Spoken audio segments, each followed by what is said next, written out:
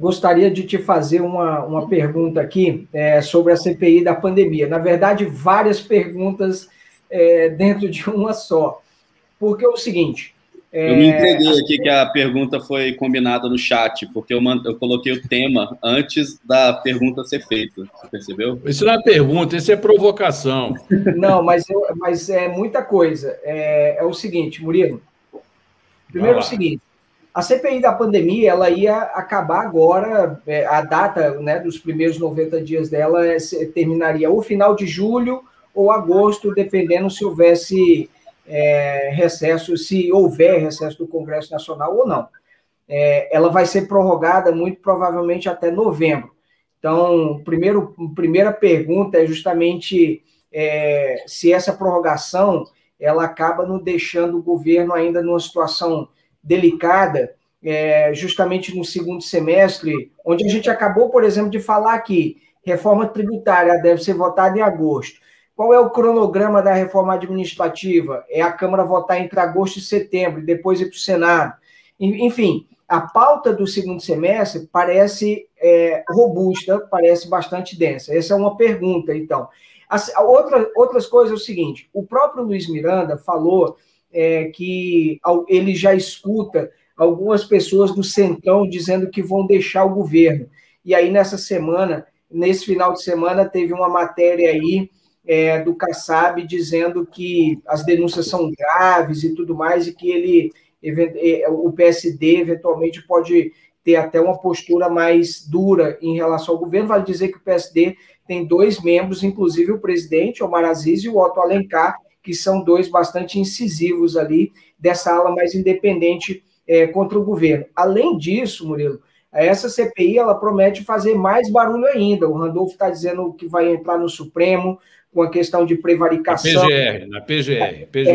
Vai entrar na PGR com a prevaricação. E lembrando, ou seja, o embate da CPI, o uso da CPI, ou a provocação da CPI envolvendo PGR e Supremo, vai chegar num momento também, Murilo, que abre-se uma vaga no Supremo, o governo vai ter que indicar um membro para o Supremo, no momento que o governo tem que renovar o mandato do Augusto Aras, que também vai passar pelo Senado, são 2 sabatinas que passam pelo Senado, enfim, esse segundo semestre, nessa CPI, essas novas investigações, está apontando para pelo menos, bastante barulho. O que você acha? Bom, vamos lá, vamos por partes, né? Como diria... Pergunta simples, hein, Cris? Um açougueiro, né? Olha lá, o primeiro ponto, assim, a prorrogação, ela já estava no custo político dos líderes da CPI. Eles têm votos para isso, né? Eles têm pelo menos os 35 votos para isso, precisa só de 27. Inclusive, então, a gente fez uma entrevista com o Renan, bem no início da CPI da pandemia. Deixa eu sair do QR Code. A gente fez uma entrevista com o Renan bem no início da CPI da pandemia, que a gente mandou para os clientes, onde ele deixava super, assim, insinuava que uma prorrogação era natural, né? Exato, porque quanto mais perto do momento eleitoral, é melhor, né, para a oposição. E quem comanda a CPI é a oposição.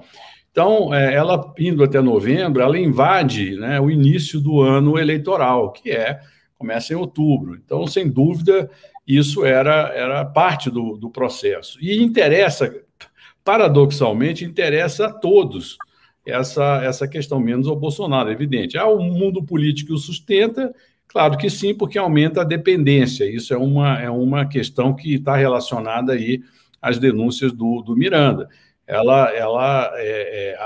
As denúncias aumentam o custo político de proteção do governo. Então, o governo Bolsonaro fica ainda mais dependente da proteção política que vem dessa parte do Centrão. A segunda questão é que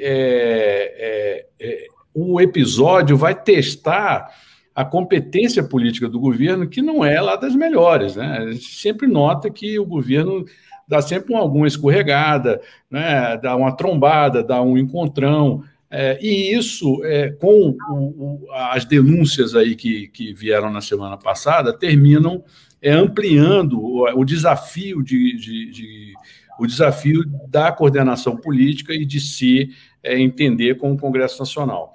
existe essa questão aí com relação ao Ricardo Barros, que ele teria, eventualmente, dizem que o presidente teria falado que era coisa do Ricardo Barros, e aí há quem também levantou uma especulação de que existe uma briga dentro do Centrão, dentro do PP, e ali essa briga interessaria as lideranças do partido no sentido de enfraquecer Ricardo Barros. Eu apurei, junto ao próprio partido e a outras figuras do Centrão, que não, que o que aconteceu ali foi que o Miranda disse que tinha denúncias importantes a fazer e perguntou ao Arthur Lira, e o Arthur Lira teria dito que, sim, faça as denúncias, encaminhe à Polícia Federal. São denúncias sérias, por favor, acho que o caminho natural que qualquer político faria ao receber uma denúncia, ao receber uma informação desse tipo, seria de mandar que o que estava denunciando encaminhasse à polícia com relação para que se tomasse as devidas providências. Então, acho que não há ali um caso de conspiração, ainda que todo mundo fique muito feliz de ter uma conspiração em torno do noticiário político. Agora, isso aí, colocando o ponto que o Cristiano disse específico, a denúncia de crime comum à PGR, claro que é um problema, sem dúvida, vai testar a PGR no momento de sucessão, mas eu não tenho certeza se precisa ter uma nova sabatina no Senado. Com relação ao... Precisa ter uma nova... então, se tem uma nova sabatina, isso obviamente coloca um peso adicional a toda a questão que vem por aí.